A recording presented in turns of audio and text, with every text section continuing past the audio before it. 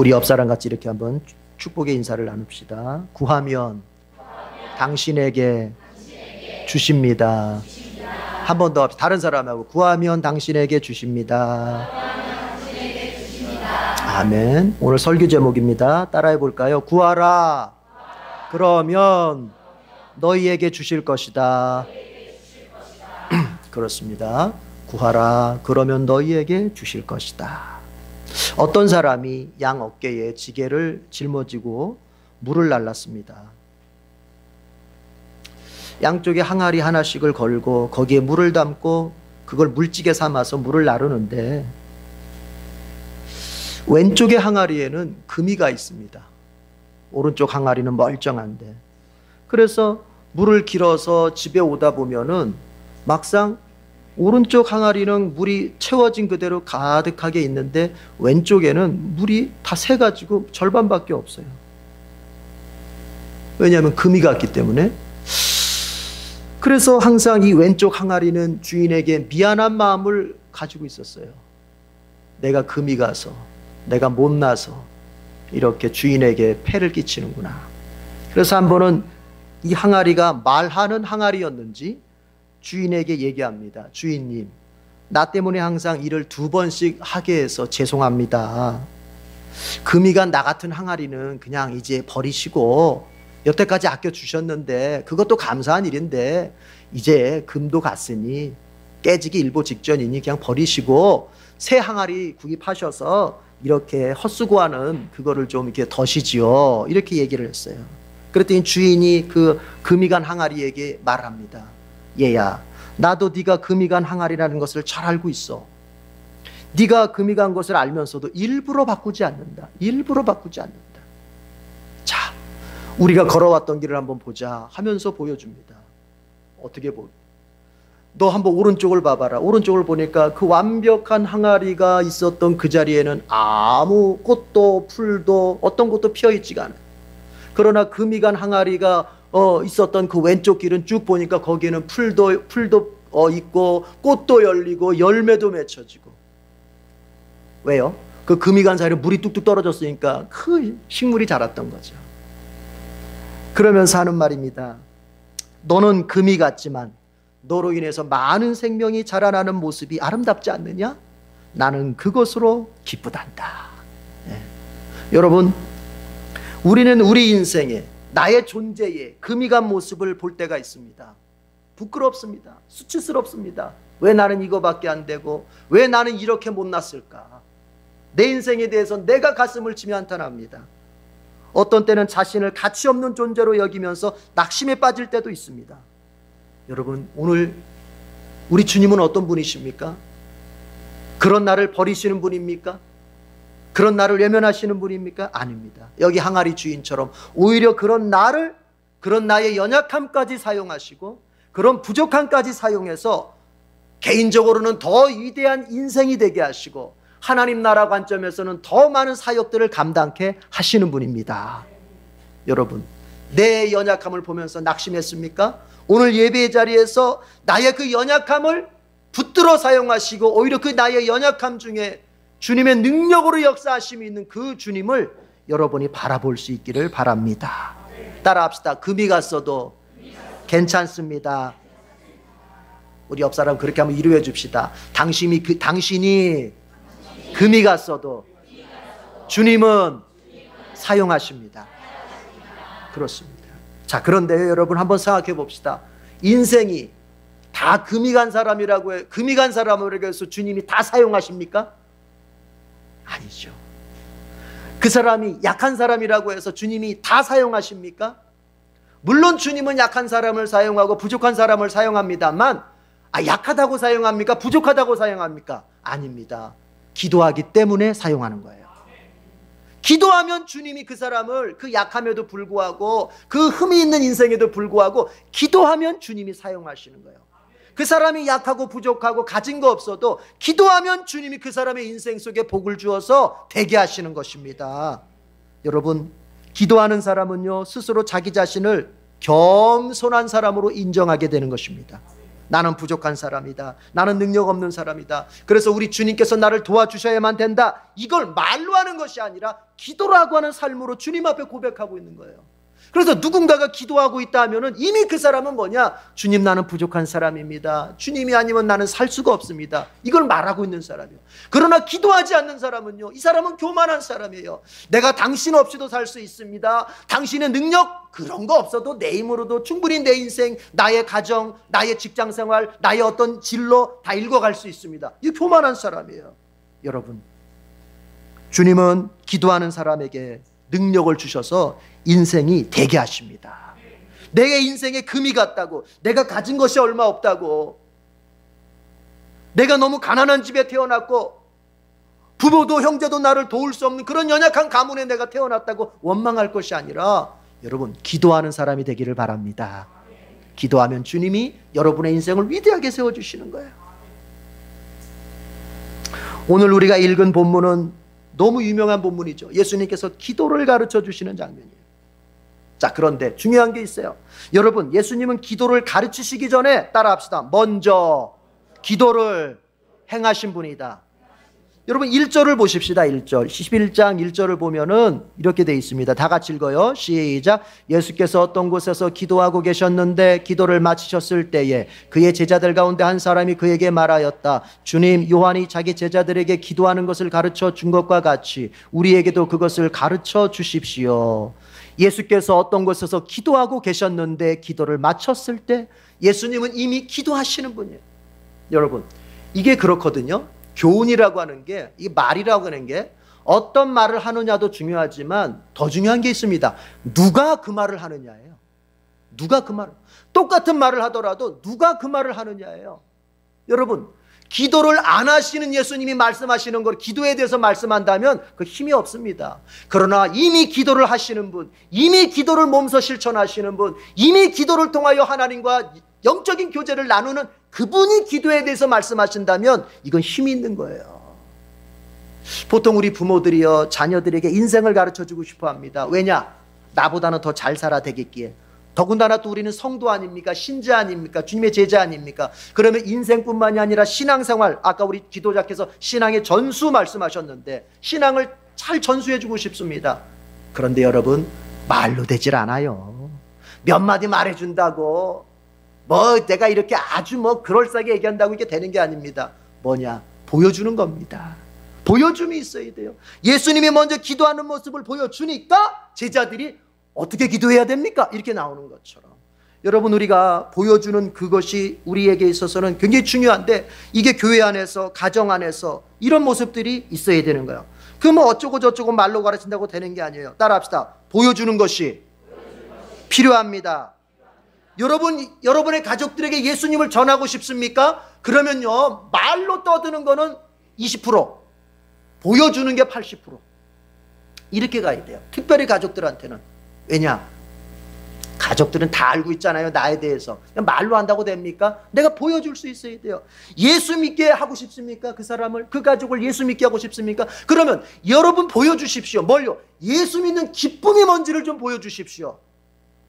예수 믿는 사람이 가지고 있는 기쁨이 뭔지를 좀 보여주십시오. 그래야 예수 믿자 해도 예 되는 거지. 아니, 예수 믿는다고 하면서 맨날 걱정 근심에 찌들어 있어, 맨날 그냥 불안에 떨어, 이러면은 예수 믿자, 엄마나 아빠나 제대로 믿으시오, 이렇게 되는 거예요. 기도도 마찬가지예요. 기도도. 우리 교인 가운데 이런 분이 있어요. 자녀가 아직 교회를 다니질 않아요. 그런데 그 자녀가 하는 일이 있답니다. 엄마, 새벽 기도 갔다 왔어? 새벽 기도 출석 체크를 해. 그래서 이제 갔다 왔다 하면 다행이다, 안심하고 직장을 출근합니다.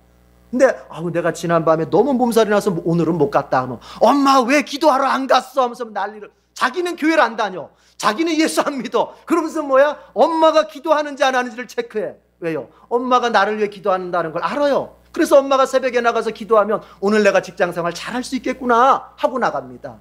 무슨 얘기입니까? 내가 기도하는 모습을 자녀가 보고 있어. 비록 아직 예수님 안 믿는 자녀일지라도 엄마의 그 기도의 모습을 보면서 인생에 힘을 얻기도 하고, 때로는 인생에 두려움을 갖기도 해. 여러분, 이런 겁니다. 우리가 우리 자녀들, 우리 가족들에게 이런 모습들을 보일 수 있어야 돼요. 예수 뜨겁게 사랑하고, 예수 잘 믿고, 기도하고, 말씀 읽고, 이런 모습들이 내가 자연스럽게 보여질 때 이게 뭐냐? 따라합시다. 전도의 토대가 마련되는 것이다. 자연스럽게. 그래서 예수님은 먼저 보여주셨던 거예요. 기도하는 모습.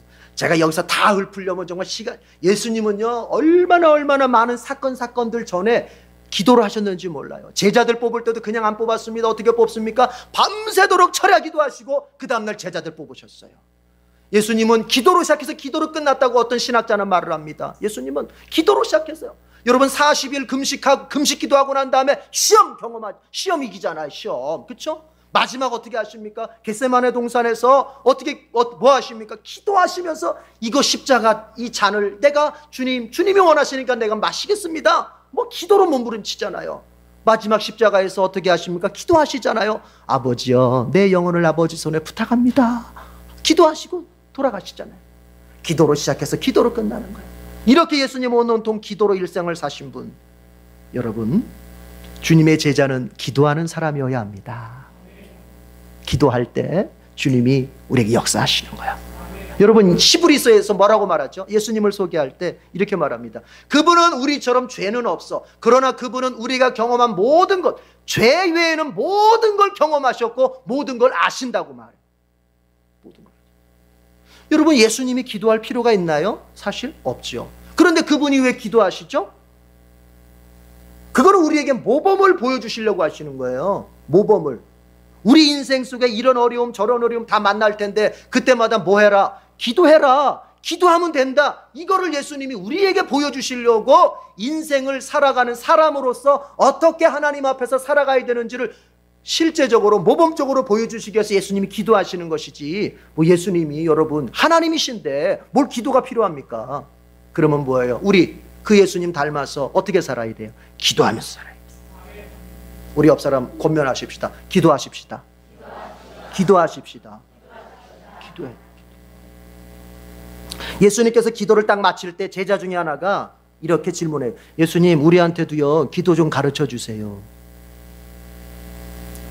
여러분 신앙이 성장하는 사람의 특징이 뭔지 아세요?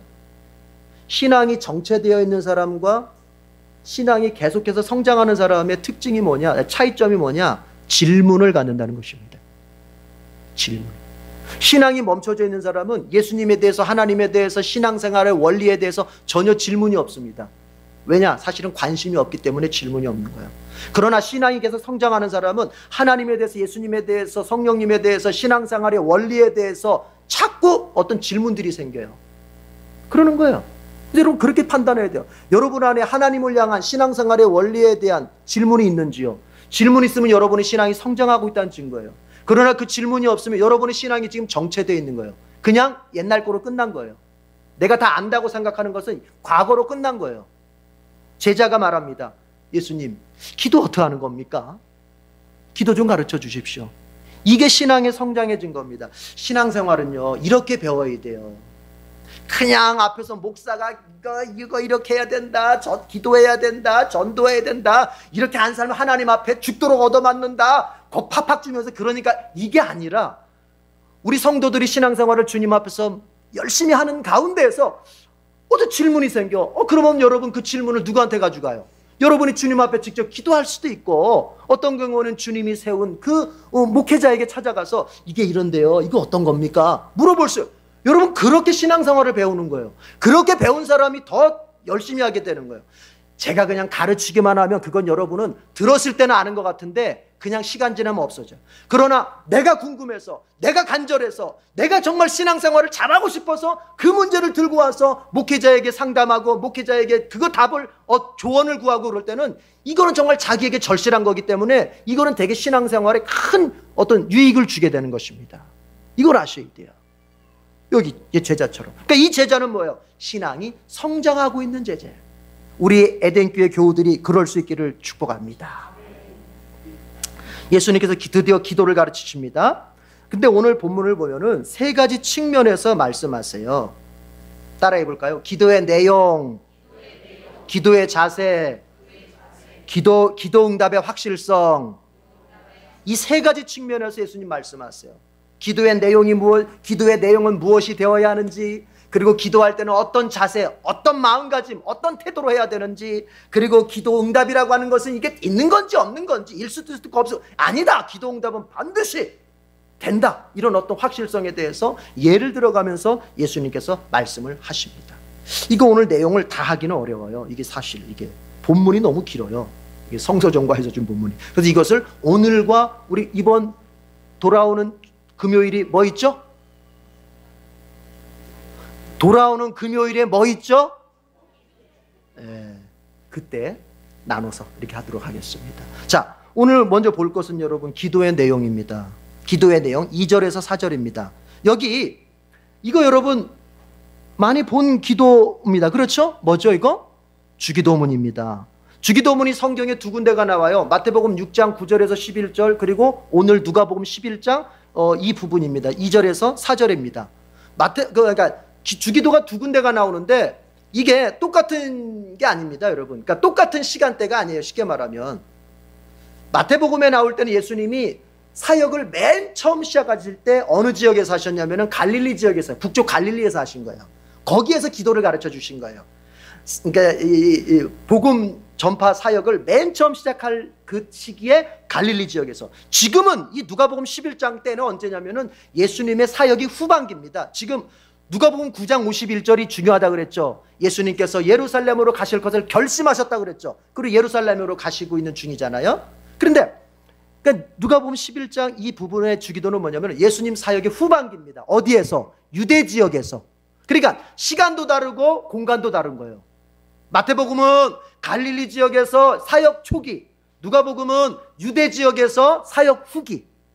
자, 그런데 이겁니다. 여러분, 예수님께서 사역 초기 때도 사역 후기 때도 갈릴리에서도 그리고 유대 지역에서도 기도를 강조하셨다는 걸 아셔야 돼요. 기도를. 이건 무슨 얘기입니까? 시간이 달라져도, 시간이 엄청나게 뭐 흐르고 어쩌고 저쩌고, 그리고 내가 머무는 공간들이 달라도, 장소들이 달라도, 쉽게 말해볼까요? 2000년 전의 문제나 21세기의 문제나, 그리고 유대 지역의 문제나, 대한민국 땅에서 내가 사는 인생의 문제나 다 뭐로 해결할 수 있다? 기도로 해결할 수 있다는 거예요. 기도로.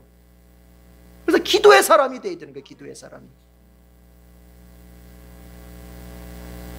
그래서 주님이 이제 기도를 가르치는데 이렇게 말합니다. 먼저는 2절 보십시오. 2절 다 같이 읽어볼게요. 2절 시작. 예수께서 그들에게 말씀하셨던 너희는 기도할 때 이렇게 말하여라. 아버지 그 이름을 거룩하게 하여 주시고 그 나라를 오게 하여 주십시오. 이걸 이렇게 학자들은 이렇게 붙여요. 이걸 하나님 청원 이렇게 이름을 붙입니다. 하나님 청원 주기도문에서. 그건 뭐냐면 주기도문이 이렇게 두 개로 나눠져 있는데 하나는 하나님 청원, 쉽게 말해볼게요. 하나님을 위한 기도, 그 다음에 우리 청원이 있어요. 우리를 위한 기도, 이렇게 나눠져 있어요. 이 부분은 뭐냐? 하나님을 위한 기도, 하나님 청원. 그런데 그건 뭐예요? 이름을 거룩하게 하여 주십시오.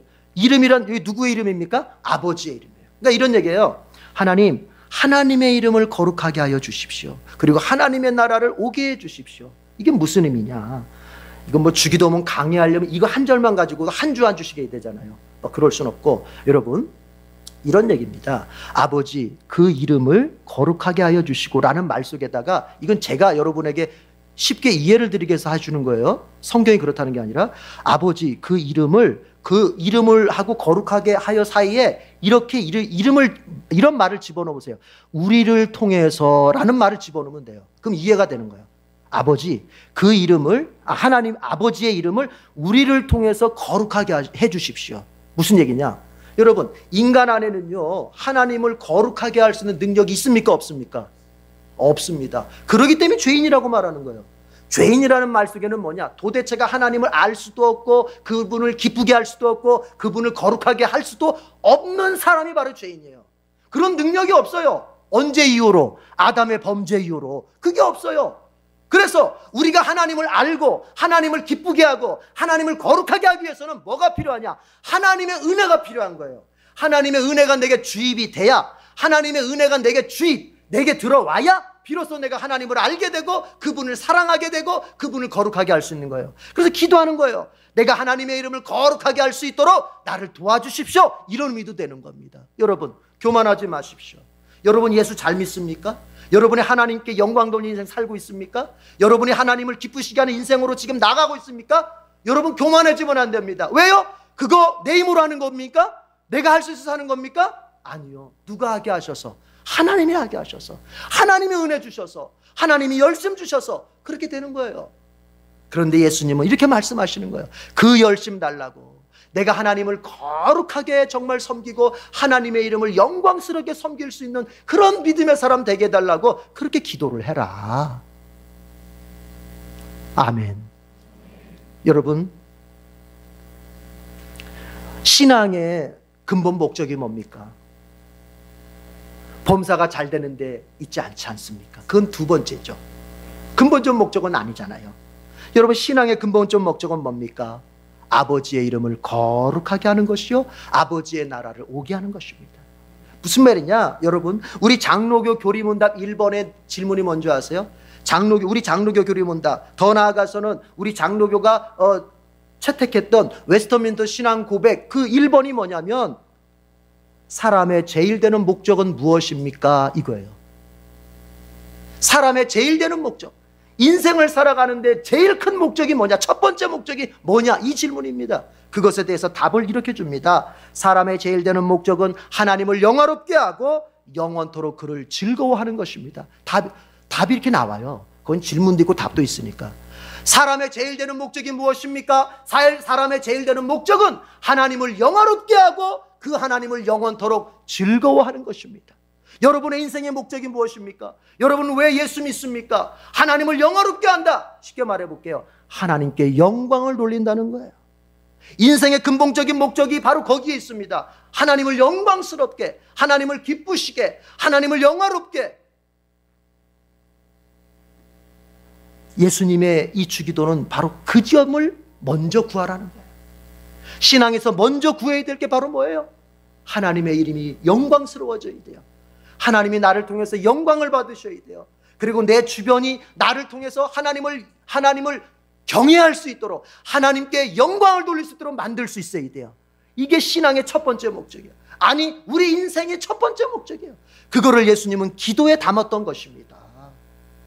여러분들이 재수정하십시다. 내 문제 있고 내 어려움 있습니다. 참 이것들 힘들고 아프고 또 내게는 참 소중합니다. 중요합니다. 그러나 이제 순서를 바로잡읍시다. 수정하십시다. 아닙니다. 하나님을 먼저 생각하십시오. 하나님께 영광을 먼저 생각하십시오. 어쩌면 내 인생에 이 문제가 생긴 원인 자체가, 내 인생에 이런 문제가 생긴 원인 자체가 하나님께 영광을 돌렸어야 할 그 시간에, 하나님께 영광을 돌렸어야 할 그 인생의 순간에 내가 내 것을 먼저 찾았고 나를 먼저 생각했고 나의 육신의 것을 먼저 생각했기 때문은 아닐까요? 순서를 바로잡으면 문제는 해결되게 되어 있습니다. 주님은 마태복음 6장 33절에서 그걸 이렇게 말씀하셨습니다. 너희는 먼저 그의 나라와 그의 의를 구하라. 하나님의 나라를, 하나님의 의를 먼저 구해라. 바로 이겁니다. 하나님을 먼저 생각하고 하나님을 먼저 의하라는 거예요. 여러분, 그럴 때 예수님 이렇게 약속하시잖아요. 이제 드디어 너희들의 삶에 먹고 마시고 입는 것 주님이 공급하신다. 그건 무슨 얘기예요? 우리가 하나님의 것을 먼저 생각하고 하나님을 먼저 위하여 인생을 살려고 할 때 하나님께서 드디어 우리의 육신의 삶, 현실의 삶의 문제들을 주님이 해결해 주시는 거예요. 믿으십니까? 이 신앙의 우선순위 딱 서 있으면 돼요. 우리가 자꾸 곤고해지고 열심히 사는 것 같은데 손에 잡히는 게 실제적으로 아무것도 없고, 내가 남들 잘 때 안 자고 새벽부터 저녁 늦게까지 뼈 빠지게 고생하고 일하는데 마음은 곤고하고 실제 삶에 잡히는 건 없을 때 이제 인생을 돌아봐야 되는 것입니다. 내가 지금 잘 살고 있는 것인가? 아니면 잘못 살고 있는 것인가? 지금 잘 살고 있는지 잘못 살고 있는지의 그 기준은 뭐냐? 잘 사는 건 이겁니다.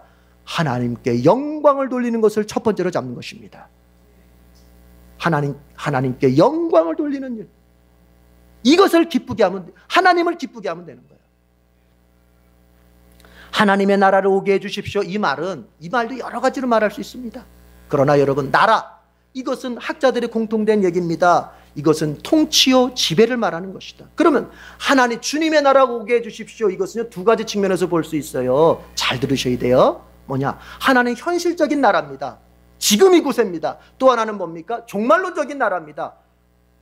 죄가 완전히 사라지고 내 육신조차도 죄 짓지 않는 그런 부활의 몸을 입고 이제는 전혀 죄에 대한 갈등이 없이 하나님의 그 영원한 통치를 내가 영원히 즐거워할 수 있는 그 종말론적인 나라, 바로 요한계시록이 말하고 있는 그 나라가 오게 해주십시오. 이것이 종말론적인 나라라면 현실적인 측면에서 뭐냐? 지금 이곳, 내가 지금 먹고 있고 살고 있고 일하고 있고 내가 가정을 꾸리고 있고 이런 모든 것이 하나님의 통치 속에 있기를 원합니다. 하나님의 지배 속에 있기를 원합니다. 내 마음대로 살지 않기를 원합니다. 하나님의 통치 속에서 살기를 원합니다.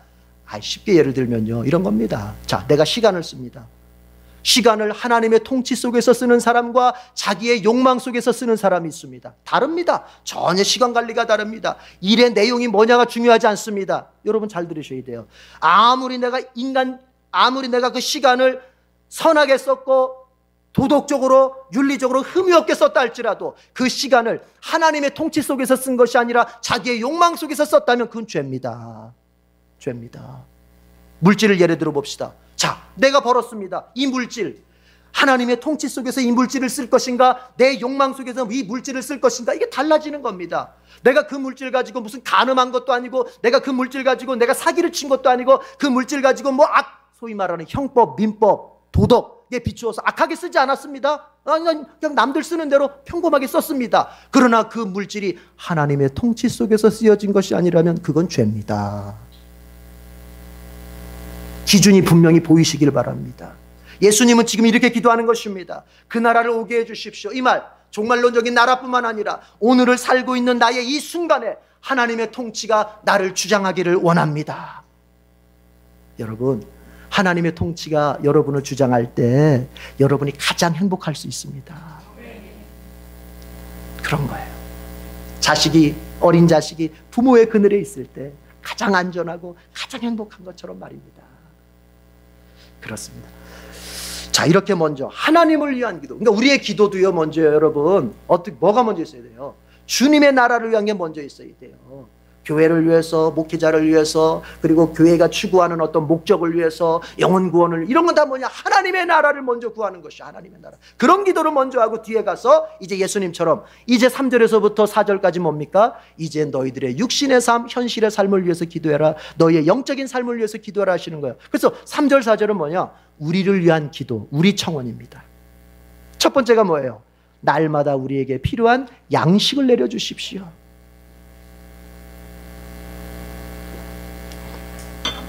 여러분, 먹지 않고 살 수 있는 사람 있어요? 야, 나는 믿음이 충만하니까 한 40일 굶어도 꿈쩍없어? 없어요. 그렇죠? 아무리 믿음이 충만해 보십시오. 3일 굶으면 눈 돌아갑니다. 아무리 성령 충만해도 여러분, 우리가 육신적인 것에 결핍이 있다 보면 자꾸 믿음이 꺾입니다. 그렇죠? 그것에 대한 여러분 이해가 뭔지 아세요? 인간의 어떤 존재라고 하는 것은 이게 단절되어 있지 않다는 것입니다. 단절되어 있지 않다. 영혼 따로 육신 따로가 아닙니다. 인간은 전인이라고 해요. 전인이란 말은 뭐냐? 나의 영혼과 나의 정신과 나의 육신이 어떻게 우리가 설명할 수는 없지만 이게 통합되어 있는 거예요. 통합되어 있는 거예요. 그래서 우리가 영적으로 주님 앞에 제대로 서지 못하면 나의 정신과 육신이 영향을 받는 것처럼, 반대로 내가 육신적으로 뭔가 자꾸 충족되지 않고 정신적, 심리적으로 뭔가 충족되지 않으면 이것이 영적으로도 영향을 미치게 되는 거예요. 그래서 이런 얘기 들어보셨죠? 부모의 사랑을 충분히 경험하지 못한 사람들이 어떨 때 보면은 하나님의 사랑을 잘 이해하지 못할 때가 있습니다. 이런 말 있죠? 그 일리가 있어요. 왜요? 우리는 영과 심리와 육이 다 이게 통합적으로 되어 있기 때문에 뭔가 심리적인 것에서 결핍을 느끼는 사람은 영적으로도 이게 뭔가 이렇게 충족이 안 될 때가 있단 말이에요. 자, 그래서 주님께서는 그걸 아시기 때문에 여러분 걱정하지 마십시오. 우리 주님은 여러분 우리를 금욕주의자로 만들지 않습니다. 우리 주님은 우리를 육신의 삶을 무시하는 분으로 만들지 않습니다. 여러분, 기독교는 이원론자가 아니잖아요. 기독교는 육신을 무시하고 육신의 삶은 업신여기고 이런 게 아니잖아요. 이건 이단입니다. 이단일수록 그러는 거예요. 기독교는 뭐예요? 영적인 것과 육신적인 것을 잘 균형 잡아서. 그래서 주님께서는 앞에다가는 먼저 하나님 아버지에 대한 그 간절함을 가지고 기도하고, 두 번째는 뭐예요? 필요한 양식을 구해라. 너 오늘 먹고 살아야 되지 않니?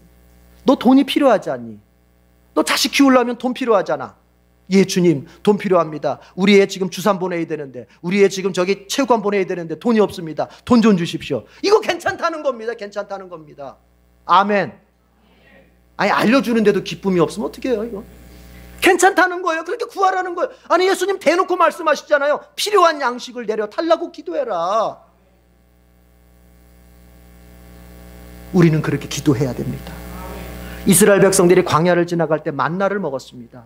하나님께서 매일매일 만나를 내려주셨습니다. 그런데 여러분, 이런 게 있습니다. 만나를 내려주시기는 하는데 그것을 자기 것으로 만들기 위해서는 그 이스라엘 백성이 어떻게 해야 됐죠? 나가서 그 만나를 거둬들였어야 되는 거예요. 우리의 기도가 바로 그런 거예요. 하나님은 약속하셨어요. 하나님은 필요한 양식을, 하나님은 육신에 필요한 것을 주시겠다고 약속하셨어요. 그러나 그것을 자기 것으로 거둬들이는 건 그 수고는 누가 해야 됩니까? 그 수고는 누가 해야 돼요? 하나님 하셔야 돼요? 하나님이 내려주기도 하고 너네 가져가다 주는 수고까지 하고 그 수고는 누가 해야 돼요? 내가 해야 되는 거예요. 뭐를 통해서? 기도를 통해서. 따라합시다. 기도의 수고는 내 몫이다. 내가 해야 되는 건 내가.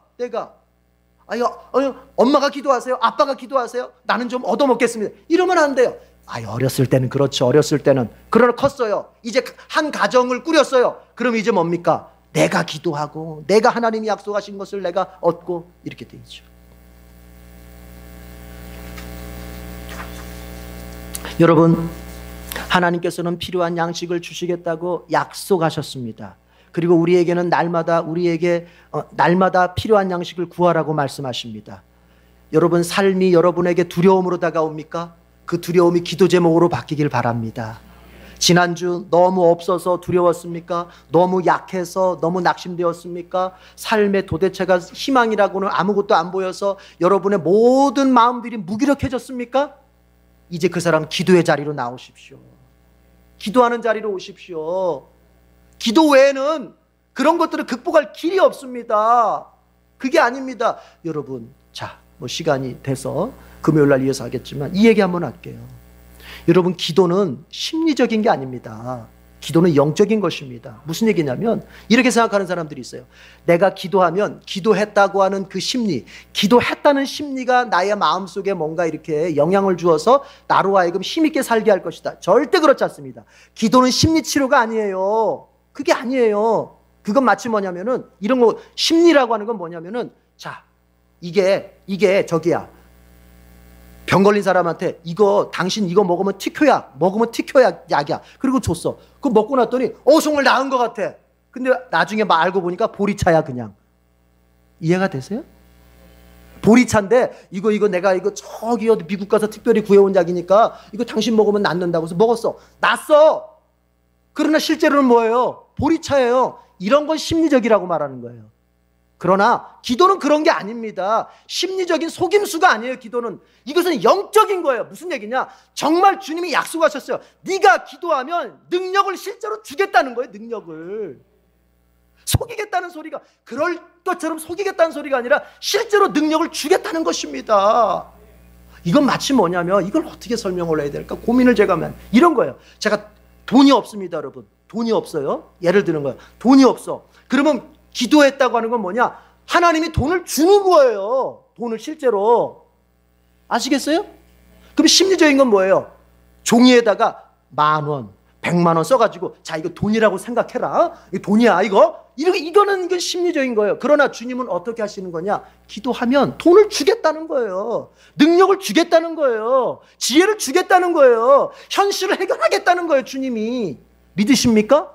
이걸 믿는 사람이 기도하게 돼 있습니다. 삶이 어렵다고 불평하고 원망하는 거 이제 멈춥시다. 그 시간에 주님 앞에 나와서 기도하십시다. 금요일 날 나와서 기도하십시다. 새벽에 나와서 기도하십시다. 시간 되는 대로 그 자리에서 무릎 꿇고, 주님, 나에게 필요한 양식을 내려달라고, 오늘 이 문제 속에 내가 망하지 않고 성공하게 해달라고 기도할 수 있기를 바랍니다.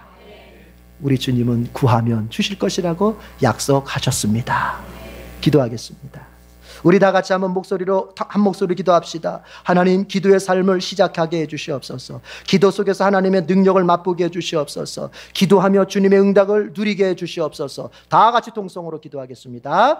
하나님 아버지, 감사합니다. 우리의 기도 생활 가운데 주여 복을 주시옵소서. 기도하는 자들에게 주님께서 오늘 약속하신 말씀대로 아버지 하나님이 구하면 너희에게 주실 것이라고 하시는 그 말씀을 체험케 해주시옵소서. 아버지 하나님, 우리에게는 하나님을 영광스럽게 하는 것을 아버지 하나님 신앙의 목적으로 삼을 뿐만이 아니라 우리의 인생 속에 필요한 것들을 내려주마 약속하시며 구하라고 하셨습니다. 하나님 아버지, 우리 성도들 현실의 삶에 지쳐있고 현실의 삶에 너무 아파하고 현실의 삶 가운데서 두려움을 가지고 낙심해 있다면 오늘 주님 앞에 다른 것 어떤 것보다도 내가 기도하리라, 내가 기도의 사람 되리라, 내가 주님께 기도하여 얻을 것이다, 내가 주님의 그 능력을 기도 속에서 경험하고 주님의 능력으로 내 삶을 열어갈 것이다. 하나님, 이러한 결심들이 서게 하시고 그 기도의 사람이 되어서 실제로 열매를 맺는 인생 되게 해 주시옵소서.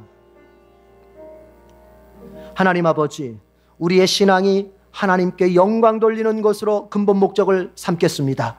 무엇을 우리가 행하든지 무엇을 계획하든지 하나님의 영광, 하나님의 기쁨이, 그리고 하나님의 통치와 지배가 나의 근본 목적이 되게 해 주시옵소서.